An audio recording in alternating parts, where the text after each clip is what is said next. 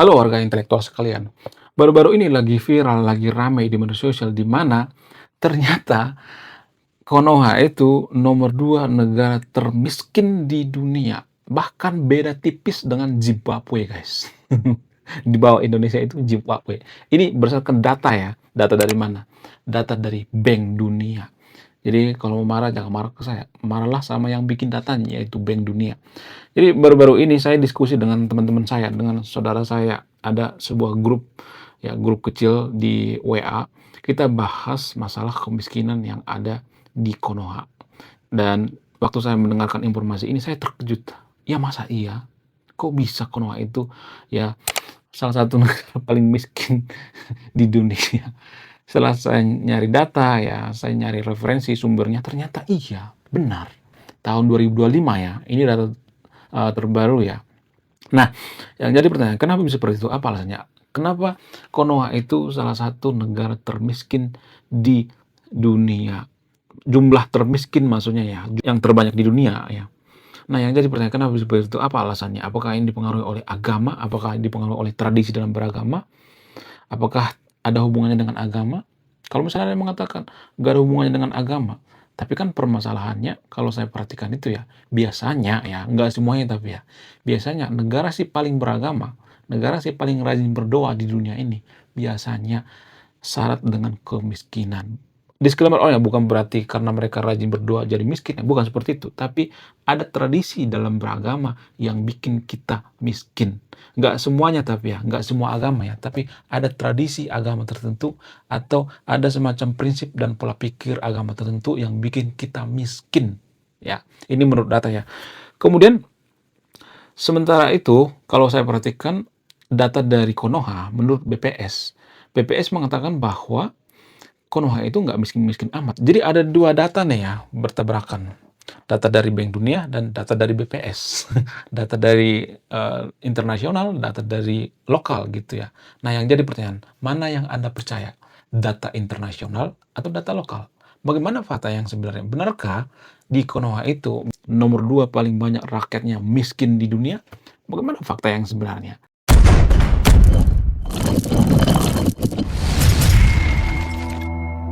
Jadi gini guys, data antara internasional yaitu data dari Bank Dunia versus data dari Konoha yaitu BPS, ada perbedaan yang sangat signifikan. Apa itu perbedaannya? Menurut Bank Dunia, kalau misalnya pengeluarannya per hari itu di bawah daripada 110.000, sekitar $8 ya, maka lu miskin. Itu standar daripada Bank Dunia. Sementara standar daripada BPS nggak seperti itu ya. BPS itu sekitar 20.000 per hari. Nah, ada perbedaan yang sangat signifikan di sini ya.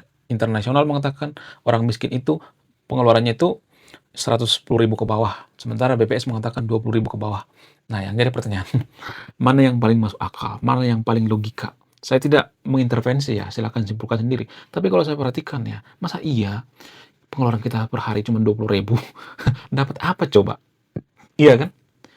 Apakah data dari BPS ini benar atau tidak? Saya tidak memberikan kesimpulan ya. Kalau saya perhatikan itu, ada beberapa faktor kenapa negara Konoha itu susah menjadi negara maju dan tetap kismin gitu.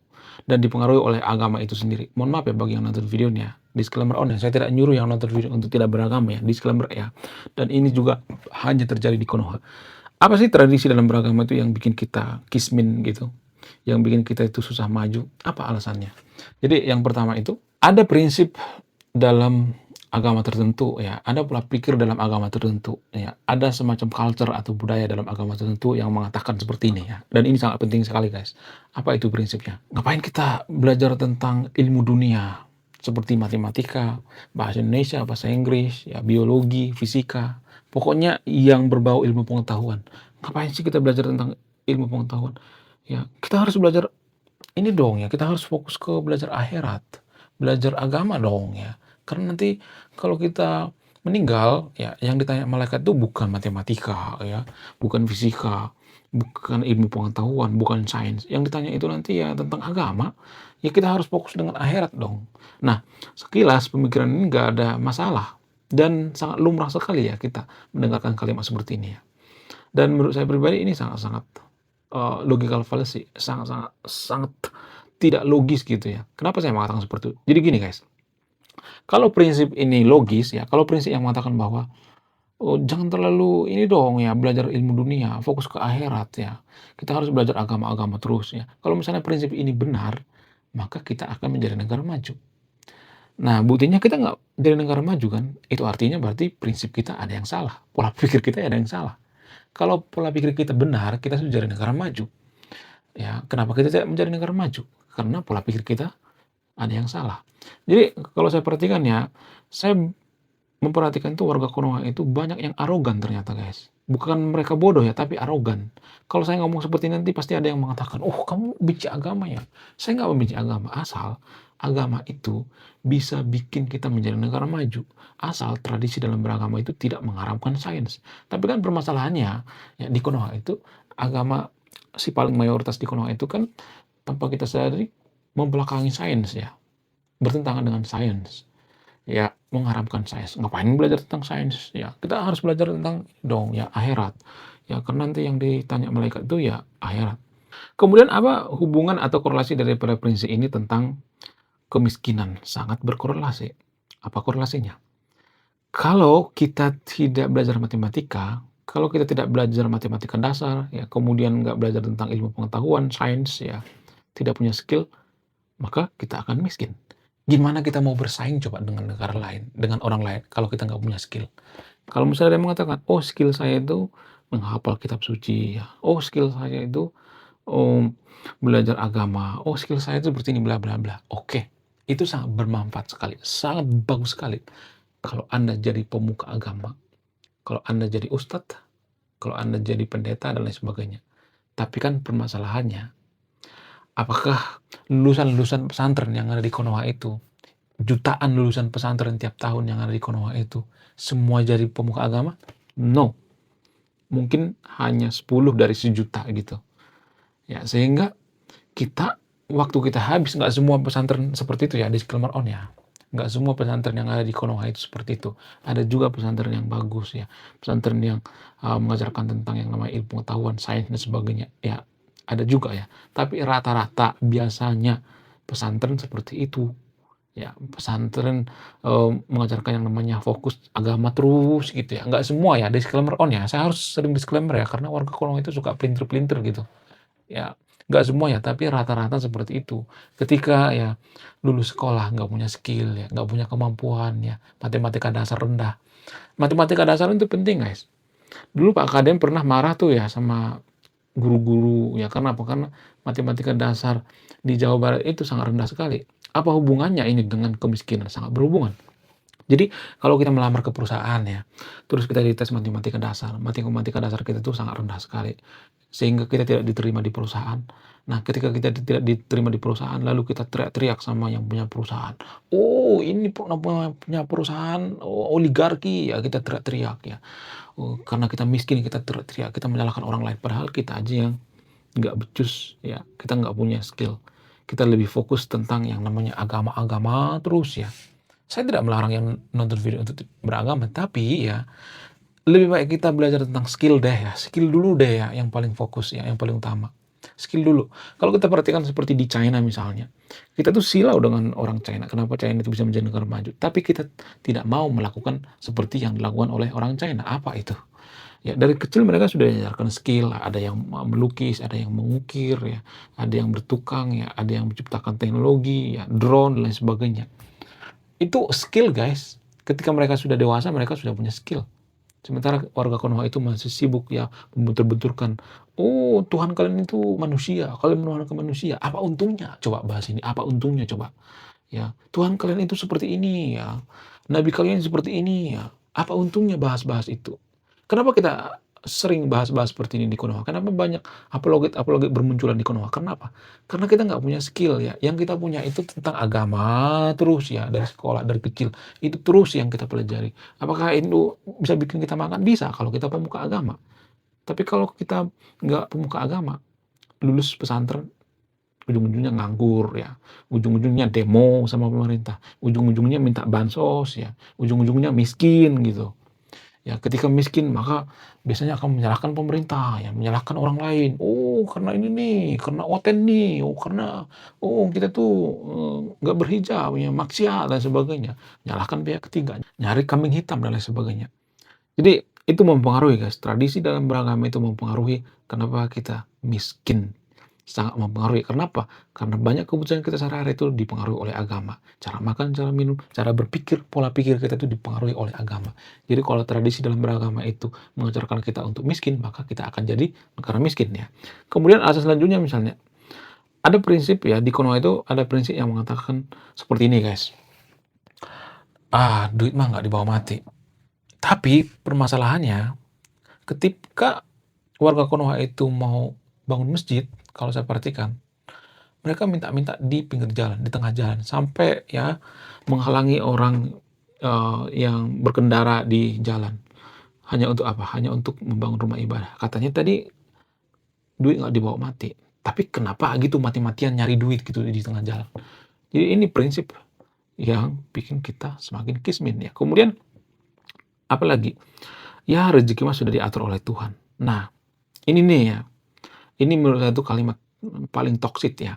Jadi urusan yang sangat kecil sekalipun ya, urusan yang, bisa kita selesaikan, biasanya kita bawa-bawa Tuhan, termasuk rezeki ya.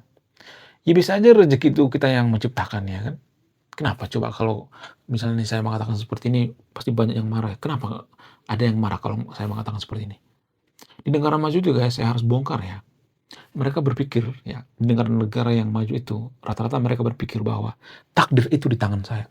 Rezeki itu di tangan saya, bukan di tangan Tuhan. Mereka tidak mau merepotkan Tuhan. Mereka nggak mau ya mencampur adukan ya masalah mereka terhadap Tuhan ya. Karena mereka berpikir ya Tuhan pasti ada kerjaan lain, ngapain dikit-dikit bawa-bawa Tuhan. Nah, itu yang jadi permasalahan.